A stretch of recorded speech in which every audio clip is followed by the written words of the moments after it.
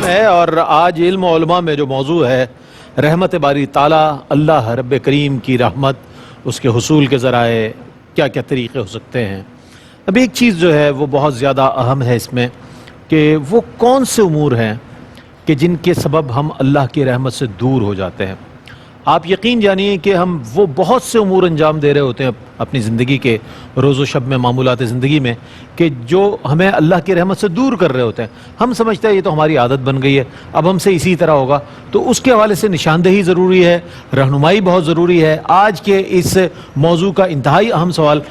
مفتی ارشاد حسین سعیدی صاحب کی خدمت میں، کیا کہیے گا؟ جی بہت شکریہ۔ یقیناً یہ اہم سوال ہے اور ہماری عملی زندگی کے ساتھ اس کا گہرا تعلق ہے، اور اس موضوع کے اوپر گفتگو کرنے کا مقصود بھی یہی ہے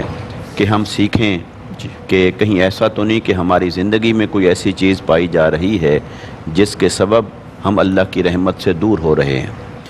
تو ماشاءاللہ قبلہ مفتی صاحب نے بہت مشاہداتی انداز میں اور عملی انداز میں بہت ساری چیزوں کو ایڈریس کیا، جی بالکل، تاکہ ہم براہ راست اس چیز کو سمجھ سکیں جو ہماری زندگیوں کے اندر کہیں دائیں بائیں موجود ہوتی ہے۔ اور مفتی صاحب یہ کوئی آفاقی باتیں نہیں، ہمارے معاشرے کی باتیں بیان کی بالکل۔ تو اللہ کی رحمت سے دور کرنے والی جو چیزیں ہیں، اس میں سب سے پہلی چیز جو انسان کو اللہ کی رحمت سے دور کرتی ہے وہ اس کی بدعقیدگی ہے۔ بالکل ایسا ہی، کیونکہ عقیدے میں صحیح ہونا، درست ہونا، پرفیکٹ ہونا، یہ جہاں اللہ کی رحمت کے حصول کا ذریعہ ہے، وہاں عقیدے میں راہ راست سے ہٹ جانا، صراط مستقیم سے ہٹ جانا، کوئی غلط نظریات کو اپنا لینا، غلط عقائد کو اپنا لینا، غلط سوچ کو اپنا لینا، وہ انسان کو اللہ کی رحمت سے دور کر دیتا ہے۔ دوسری بہت اہم چیز جو اللہ کی رحمت سے ہمیں دور کر دیتی ہے، دور کر سکتی ہے، وہ زبان کی بے احتیاطی ہے۔ ہم اٹھتے بیٹھتے ایسے لفظ کہتے رہتے ہیں جس سے اللہ رب العزت کی ناراضگی کے مستحق بن جاتے ہیں، اس کی ناراضگی کے سزاوار بن جاتے ہیں۔ تو زبان کی احتیاط بہت ضروری ہے۔ اس زبان سے ہم بے دھڑک ناشکری کا اظہار کر رہے ہوتے ہیں، زبان سے بے دھڑک لوگوں کی دل آزاری کر رہے ہوتے ہیں، زبان سے بے دھڑک ہم دین کی بہت ساری چیزوں کا مذاق اڑا رہے ہوتے ہیں بعض اوقات، اور خبر بھی نہیں ہوتی کہ یہ کتنا بڑا سنگین جرم ہم کر رہے ہیں۔ تو زبان کی احتیاط ضروری ہے کہ زبان سے جو کچھ ادا کیا ہے کہیں ایسا نہ ہو کہ وہ ہمیں اللہ کی رحمت سے محروم کر دے اور اللہ کی رحمت ہم سے ناراض ہو جائے۔ تو اس میں زبان کی احتیاط بہت ضروری ہے، ایمان کے حوالے سے بھی، معاشرتی اعتبار سے بھی، اور لوگوں کو دل آزاری سے بچانے کے لیے بھی۔ تیسری اس میں اہم چیز یہ ہے کہ جہاں نیکیاں، اعمال، اچھے اخلاق اللہ کی رحمت کے حصول کا ذریعہ ہوتے ہیں، وہاں بدعمالی، فسق و فجور، گناہ، نافرمانی، یہ ہمیں اللہ کی رحمت سے دور کر رہی ہوتی ہے۔ لہٰذا اگر اللہ کی رحمت کو پانا چاہتے ہیں تو تقوی اختیار کریں،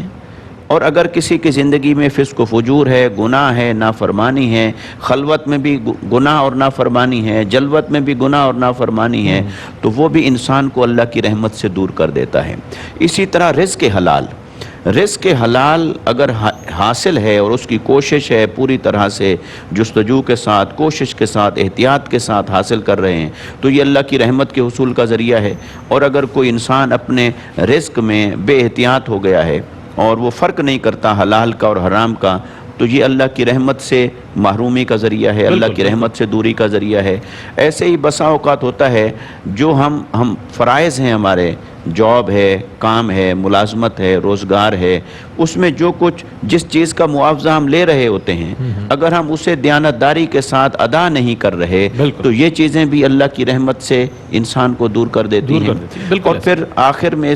اس کے معاشرتی پہلو کو اگر میں لوں، جیسا حدیث پاک میں ہے، آقا علیہ السلام نے ارشاد فرمایا، من لا یرحم لا یرحم،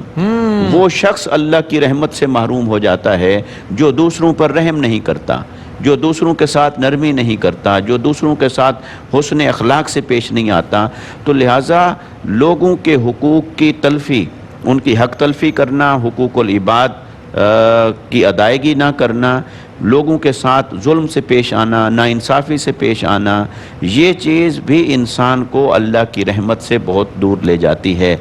लिहाजा अगर हम चाहते हैं, यकीनन हम में से हर कोई ये चाहता है कि हमें अल्लाह की रहमत हासिल हो, हम अल्लाह की रहमत के करीब हो जाएं, तो अपनी ज़िंदगी से उन तमाम चीज़ों को निकाल दीजिए जो अल्लाह की रहमत में रुकावट बन के खड़े होते हैं, जो हमारे और अल्लाह की रहमत के दरमियान रुकावट बन रहे होते हैं। उन तमाम चीज़ों को अपनी ज़िंदगी से निकालिए, उन तमाम बद अखलाकियों को निकालिए, उन तमाम बद आमालियों को निकालिए, उन तमाम नाइंसाफ़ियों को अपनी ज़िंदगी से निकालिए, उन तमाम